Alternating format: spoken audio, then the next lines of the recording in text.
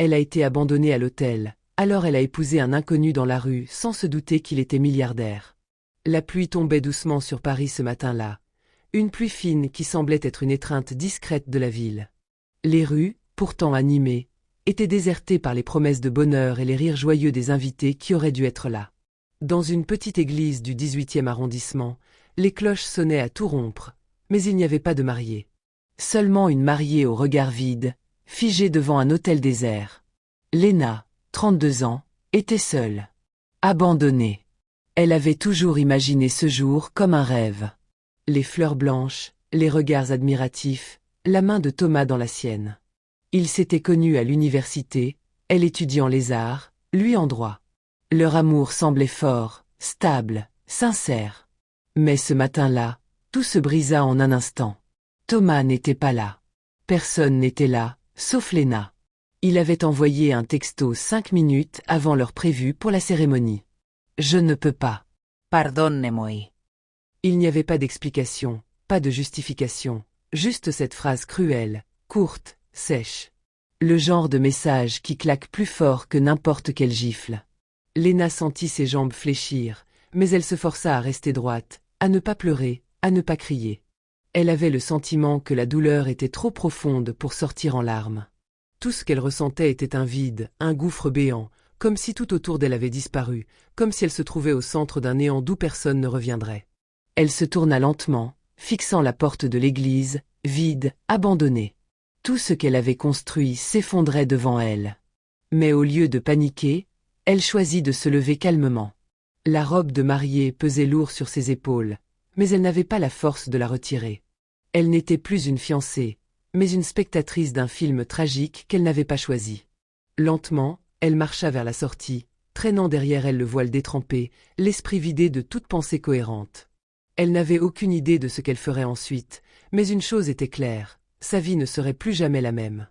Le bruit de ses talons sur le sol de l'église résonnait dans le silence. Elle se dirigea vers la porte, et, juste avant de la franchir, elle s'arrêta un instant. Elle tourna la tête, comme pour dire adieu à cette journée qui aurait dû être l'une des plus belles de sa vie.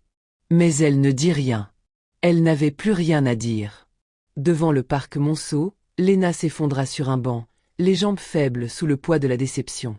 Elle retira ses talons, les jetant sur le côté comme un dernier acte de rébellion contre la situation. Puis, d'un geste nerveux, elle défit sa coiffure impeccablement réalisée quelques heures plus tôt, laissant ses cheveux tomber en vagues indisciplinées autour de son visage. Elle se sentait terriblement seule, vulnérable, mais plus que tout, elle avait envie de disparaître. Disparaître dans la foule, loin de ce regard accusateur du monde qui la jugerait, loin de la pitié des gens. Elle ferma les yeux, respirant profondément l'air frais, humide, tentant de retrouver son équilibre, mais rien ne semblait l'apaiser. Tout ce qu'elle ressentait était un vide, une absence de sens. Il n'y avait pas de place pour la colère, juste une étrange acceptation de la perte. C'est à ce moment-là qu'il est apparu. Un homme noir, grand, avec une silhouette imposante et une barbe bien taillée. Il portait un manteau long, trop long pour la saison, et semblait déconnecté de tout ce qui l'entourait, comme s'il n'était qu'un spectateur dans ce monde. Il s'assit à l'autre bout du banc, à une distance respectueuse, mais sa présence sembla remplir l'espace d'une manière inexplicable. Il ne dit rien pendant plusieurs minutes, se contentant de regarder la pluie tomber. Léna, perdue dans ses pensées, l'entendit à peine au début. Puis, enfin, il brisa le silence. « Mauvais jour pour se marier ?» dit-il d'une voix douce, mais teintée de compréhension. Léna tourna lentement la tête, un peu surprise. Ses yeux, qui s'étaient fermés quelques instants plus tôt, croisèrent ceux de cet homme, et elle se sentit brusquement éveillée, comme si un voile se levait. Ses traits étaient empreints de sérénité, et son regard, doux et mystérieux, semblait comprendre sans juger. « Le pire, » répondit-elle, sans vraiment réfléchir. Elle avait l'impression que sa voix était déconnectée de la réalité. Comme si elle parlait sans savoir ce qu'elle disait. L'homme lui sourit alors, un sourire sincère, sans moquerie. C'était un sourire triste, mais doux, comme un reflet d'un monde qu'il connaissait bien, un monde fait de déceptions, de pertes et de recommencements. « Je m'appelle Malik, » dit-il. Léna resta silencieuse un instant, luttant contre la confusion qui commençait à s'installer dans son esprit. Qui était cet homme? Pourquoi lui adressait-il la parole? Mais au fond, Elle s'en fichait. Elle n'attendait rien de ce monde.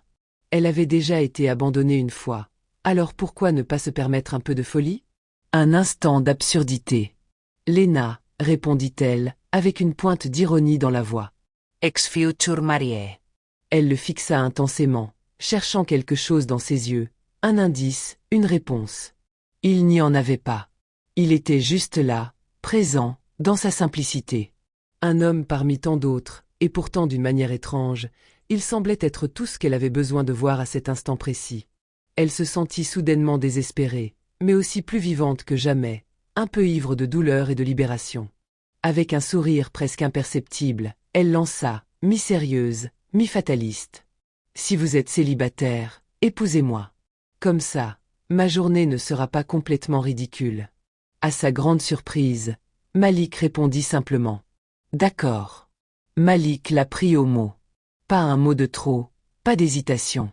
Il se leva doucement du banc, épousseta son manteau détrempé par la pluie, puis lui tendit la main comme s'il l'invitait à danser au bal de l'improbable. Léna le regarda, mi-incrédule, mi-soulagée. Elle n'avait pas pensé qu'il accepterait réellement. Mais il l'avait fait. Peut-être que la folie de cette journée méritait une fin tout aussi insensée. Ils marchèrent côte à côte dans les rues de Paris, encore engourdis de pluie, leurs pas résonnant sur les pavés comme un étrange cortège. Malik la mena dans un petit café de quartier, niché entre une boucherie et une mercerie, dont l'enseigne clignotait faiblement, le Jasmin. L'endroit semblait hors du temps, un lieu oublié des cartes touristiques, mais qui respirait l'authenticité.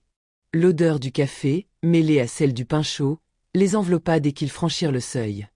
Le patron, un vieil Algérien nommé Farid, leva les yeux et s'arrêta net en voyant Malik entrer avec une mariée trempée jusqu'aux os. Son regard passa de Malik à Léna, puis à leurs mains jointes. Il ne posa pas de questions, se contenta d'un sourire complice. « Encore une de tes idées bizarres, hein Malik ?» dit-il en riant doucement. « Aujourd'hui, je me marie, Farid. » Farid éclata de rire, puis redevint étrangement sérieux. Il hocha la tête avec lenteur, comme s'il comprenait l'intention, même sans les mots. « Alors je serai ton témoin. »« Avec plaisir. » Une jeune serveuse, Aïcha, aux cheveux noués dans un foulard coloré, improvisa une cérémonie. Elle fit une petite courbette exagérée, tenant un vieux cahier de commande comme un registre officiel. Malik prit la main de Léna, la regarda dans les yeux avec une intensité douce. « Léna, veux-tu m'épouser, au moins pour ce jour ?» demanda-t-il, le ton mi-sérieux, mi-poétique. « Oui, » répondit-elle, sans hésiter. « Et pour ce jour, je promets de ne pas fuir. » Ils signèrent une page du cahier avec un stylo usé, qui grattait plus qu'il n'écrivait. Farid tamponna la page avec un ancien tampon sec qui ne marquait plus rien. Puis ils burent du café noir au lieu du champagne, et partagèrent une part de gâteau sec qui traînait sous cloche. C'était absurde. C'était parfait. Ils rirent, pleurèrent. Par moments, Léna éclatait de rire sans raison, puis sanglotait en silence. Malik ne la jugea jamais. Il ne demanda pas pourquoi Thomas l'avait quittée. Il ne chercha pas à connaître les blessures qu'elle portait. Au lieu de ça, il lui parla de poésie soufie, de Rumi, de ses voyages au Mali, en Turquie, à Zanzibar.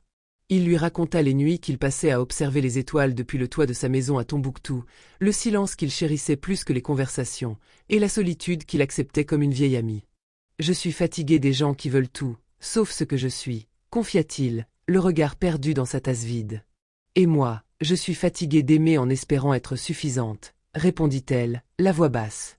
Ils restèrent là pendant des heures, jusqu'à ce que le café ferme.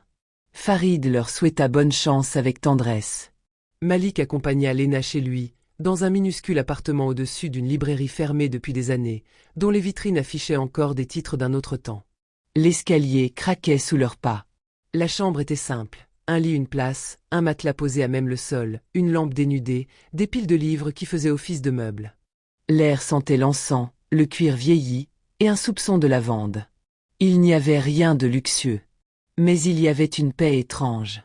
Malik lui tendit un pyjama propre, un pantalon en coton trop grand et un t-shirt délavé. Il tourna le dos pendant qu'elle se changeait, puis lui souhaita simplement « Bonne nuit, madame ». Léna sourit. Pour la première fois depuis des semaines, elle sourit sans que cela lui coûte. Elle dormit d'un sommeil profond, sans cauchemar. Pendant plusieurs semaines, Lena resta. Ils vécurent comme un couple, sans jamais nommer ce qu'ils étaient.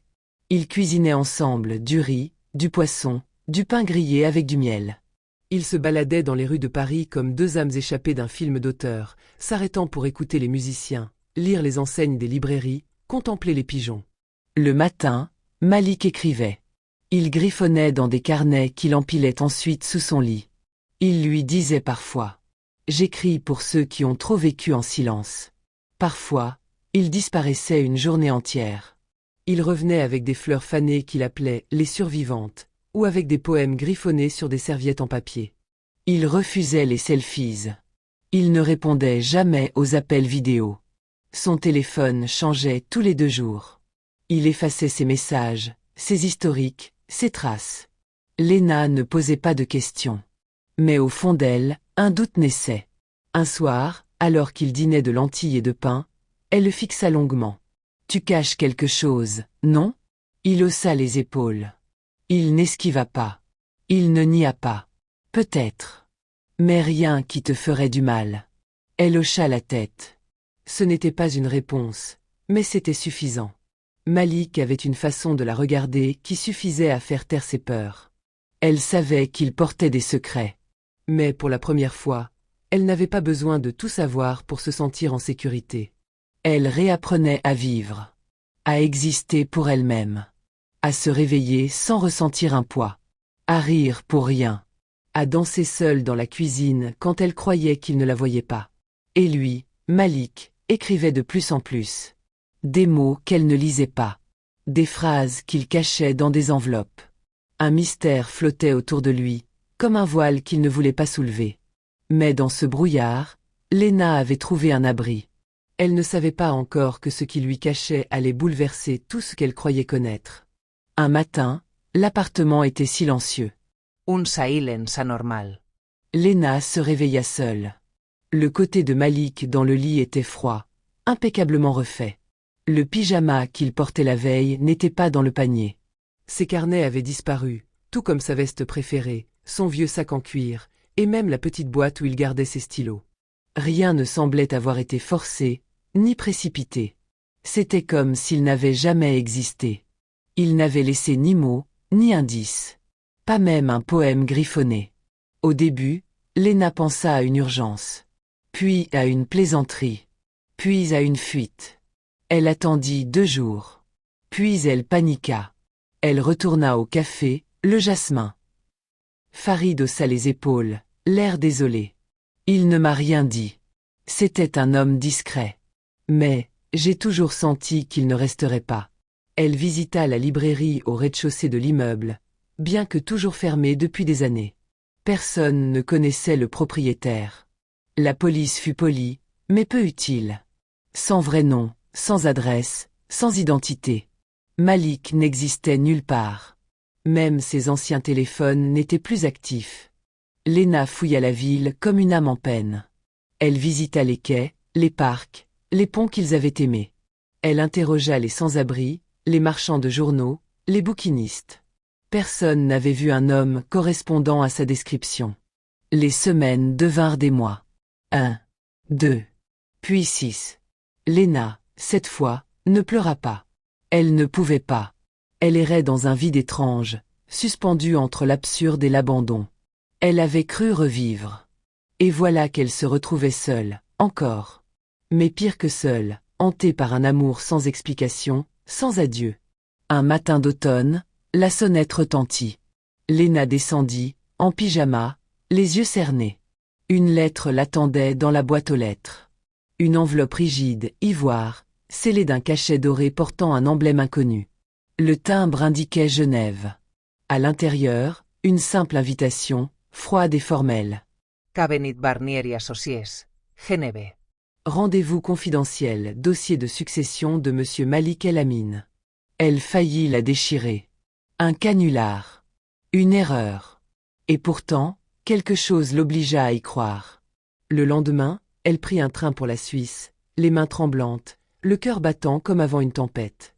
À Genève, on la reçut dans un bureau immaculé, presque irréel. Une jeune femme à la voix calme l'accueillit. Elle portait un tailleur anthracite et un regard grave. Madame Lena Dubois? Dit-elle en se levant. Oui. Mais, je crois qu'il y a une erreur. L'avocate lui tendit un dossier, parfaitement rangé, où figurait son nom. En face, celui de Malik. Vous êtes l'épouse légale de monsieur Malik El Amin. Lena se figea. Ce mariage était une blague. Un jeu. Il n'était pas réel. L'avocate sourit légèrement, presque avec tendresse. En réalité, il l'a fait officialiser à Dubaï, dans un consulat privé. Il avait les documents. Les signatures. La legalisation. Il vous a marié, pour de vrai. Lena sentit le sol se dérober sous elle. Qui était Malik? Demanda-t-elle, d'une voix étranglée. L'avocate ouvrit un second dossier, beaucoup plus épais. Malik El Amin était l'un des héritiers les plus secrets du Golfe. Issu d'une famille dont la fortune s'est construite sur des siècles de négoces, d'investissements et d'influence. Il possédait des parts dans 6 sociétés à travers le monde, un fonds humanitaire de plus d'1 milliard d'euros et une île privée dans l'océan Indien. Lena cligna des yeux. C'est impossible. Il vivait dans une chambre minuscule, au-dessus d'une librairie abandonnée. Il fuyait justement cela. Le pouvoir, la surveillance, les obligations. Il avait choisi l'anonymat. Et, il est mort, madame. Son bateau a été retrouvé vide, dérivant au large d'Oman. Il y a 2 mois. Lena sentit une lame de glace traverser sa poitrine. 2 mois. Cela correspondait au jour où il avait disparu. Pourquoi moi? L'avocate lui tendit un carnet noir, relié de cuir. La dernière page était une lettre, écrite de la main de Malik. Lena. Je suis née entourée de richesses, mais je n'ai jamais rien possédé qui ait eu du sens jusqu'à toi. J'ai vécu dans la peur d'être aimée pour mon nom, pour mon héritage, pour ce que je représente. Mais toi, tu m'as offert ton regard sans rien demander. Tu m'as épousée sans connaître mon passé. Tu as aimé ma pauvreté choisie, mon silence, mes mots griffonnés. C'est cela que je cherchais. Pas une épouse, mais une vérité. Je ne pouvais pas rester. Je devais régler des choses, protéger ce que je t'ai confié. Et je suis partie sans savoir si je reviendrais. Mais maintenant, tout ce que j'ai tout est à toi. Non par pitié, mais parce que tu m'as vu, vraiment. C'est la seule richesse que j'ai envie de transmettre. Ton mari, pour toujours. Malik. Lena pleura, pour la première fois depuis des mois. Pas de douleur cette fois, mais de vertige. D'amour, aussi. Dans la salle blanche, silencieuse, l'avocate posa un petit objet au centre de la table. Un vieux téléphone, usé, à la coque fendue sur le coin. Pas un appareil luxueux, pas un symbole de richesse. Un outil simple. À l'écran, un seul fichier, vidéo-bam.perso. Lena hésita. Ses doigts tremblaient quand elle toucha enfin le bouton lecture. L'image vacilla, puis s'éclaira. Malik apparut, assis dans un fauteuil de bois, le dos à une fenêtre baignée de lumière. Il portait une chemise froissée, et ses yeux, plus brillants que jamais, semblaient contenir des océans. Sa voix, grave et calme, résonna dans la pièce comme une bénédiction venue d'un autre monde. Lena, si tu regardes ceci, c'est que je ne suis plus là. J'ai toujours su que mes pas me mèneraient quelque part d'où je ne reviendrais pas. Mais je ne voulais pas partir sans que tu saches. J'ai voulu t'aimer comme un homme simple, parce que c'est ce que je suis, au fond. Un homme fatigué des regards intéressés, des sourires calculés, des mains qui se tendent pour prendre. Avec toi, j'ai été vrai. Tu n'as rien demandé. Tu m'as laissé le silence, l'espace, la paix. Ce que j'ai, cet argent, ces titres, ces domaines, ça ne vaut rien à côté de ton rire sur le banc du parc Monceau, de ta tête penchée sur mes carnets, de tes doigts qui frôlaient les miens dans la cuisine. Je t'ai laissé sans explication. C'était une lâcheté, mais aussi un espoir. Que tu ne m'aimes pas pour ce que je possédais, mais pour ce que j'étais. Tu me has guéri, Lena. Tu as recousu un cœur abîmé sans même t'en rendre compte. Alors fais-moi une dernière promesse. Bis. Aime encore. Et n'oublie jamais. Tu es la seule richesse qui ait jamais compté pour moi. L'image se figea, puis s'éteignit. Lena resta là, le visage trempé de larmes silencieuses, le cœur ravagé mais lumineux. Pour la première fois, elle sentit la paix. Une paix étrange, presque douloureuse, mais pleine. Le vent soufflait doucement sur les remparts d'Essaouira. Dans cette ville de pêcheurs, de musiciens et de silence bleu, Léna avait trouvé un refuge. Elle avait refusé les médias, les opportunistes, les curieux. Elle avait vendu les yachts, les bijoux, les villas. Elle avait gardé l'île, mais en avait fait une réserve naturelle. Elle avait fondé quelque chose de plus grand que la douleur, la Fondation Malik. Chaque école construite portait un nom issu d'un poème. Chaque enfant adopté par le projet recevait un livre à son nom. Elle voyageait souvent, Irak, Congo, Haïti, Ukraine. Là où les cœurs étaient cassés, elle apportait des mots, des soins, de la chaleur. Elle parlait peu, mais elle écoutait toujours. Chez elle, à Essaouira, elle vivait dans une maison blanche, simple, entourée de jasmin et de citronniers. Une maison avec des murs remplis de livres, des photos d'enfants du monde entier, et dans le salon, un portrait au fusain. Malik, le regard un peu triste, le sourire léger. Elle n'avait pas cessé d'aimer. Pas encore une autre personne, pas tout à fait, mais la vie, de nouveau.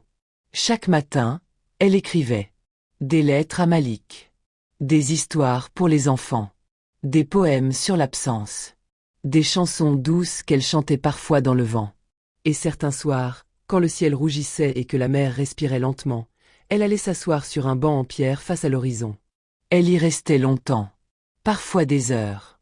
Elle fermait les yeux, laissait le vent caresser ses joues, et murmurait doucement, presque comme une prière. Merci, Malik. Et dans l'écho des vagues, elle croyait parfois entendre. Je suis là.